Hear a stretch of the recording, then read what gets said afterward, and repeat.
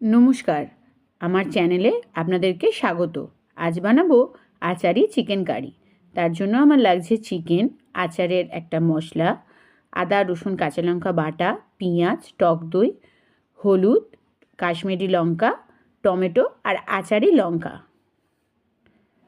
আচারি মশলাটা আমি আগেই গুঁড়ো করে রেখেছি। এর জন্য আমি নিয়েছি 1 চামচ গোটা ধনে, হাফ চামচ জিরে, 1 চামচ সাদা সর্ষে, হাফ চামচ কালো সর্ষে, আর নিয়েছি হাফ চামচ মতন মেথি আর 1 চামচ মৌরি।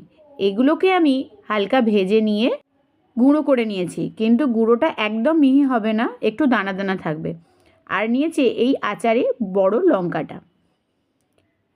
এবার আমি তেলটা গরম করে নেব।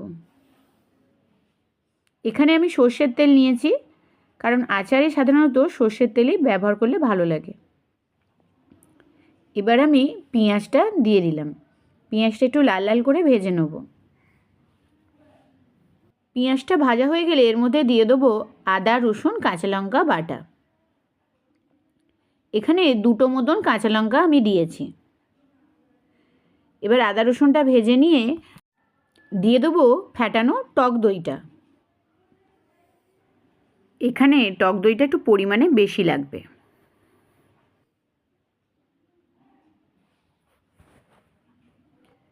টক দইটা দিয়ে একটু কষে নেব। টক দইটা দেওয়ার পর দেখবেন আস্তে আস্তে তেল ছাড়তে আরম্ভ করেছে। তেল এবার ছেড়ে দিয়েছে। আমি এতে এবার দিয়ে দেবো গুঁড়ো মশলাগুলো। গুঁড়ো মশলাগুলোর সাথে আমি হাফ চামচ মতন গোটা কালো জিরে দিয়েছি। এবার মশলাটা ভালো করে একটু কষিয়ে নেব। দেখুন মশলাটা কষা হয়ে গেছে। এবার আমি চিকেনটা এর মধ্যে দিয়ে দেবো। চিকেনটা এবার ভালো করে একটু কষে নেব। চিকেনটায় আমি আগে থেকেই হাফ চামচ মতন লেবু আর একটু নুন মাখিয়ে রেখেছিলাম। চিকেনটা একটু কষে নিয়ে 5 মিনিট মতন চাপা দিয়ে রেখে দেবো। দেখুন মশলাটা থেকে তেল ছাড়তে আরম্ভ করেছে। এবার আমি দিয়ে দেবো আচারের সেই আগে থেকে গুঁড়ো করে রাখা মশলাটা। এখানে আমি 2 চামচ মতন মশলাটা দিয়েছি। মশলাটা দেওয়ার পর গ্যাসটা কমিয়ে চাপা দিয়ে রাখবো 5 মিনিট মতন।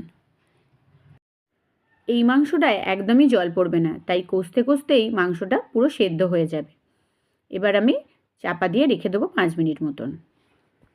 5 মিনিট মতন হয়ে গেছে। দেখুন মাংস থেকে একটু জল বেরিয়েছে। আমি এবার এতে আচারের লঙ্কাটা দিয়ে দেবো। আমি চাপা দেওয়ার আগে নুনটা দিয়ে দিয়েছিলাম।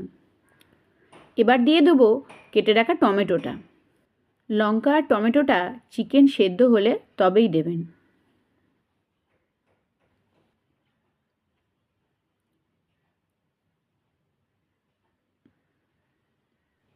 চিকেনটা পুরোপুরি সেদ্ধ হয়ে গেছে। এরপরে আমি আমার ঘরে থাকা আমের আচারের 1 চামচ তেল মশলা আমি ওর মধ্যে দিয়েছি।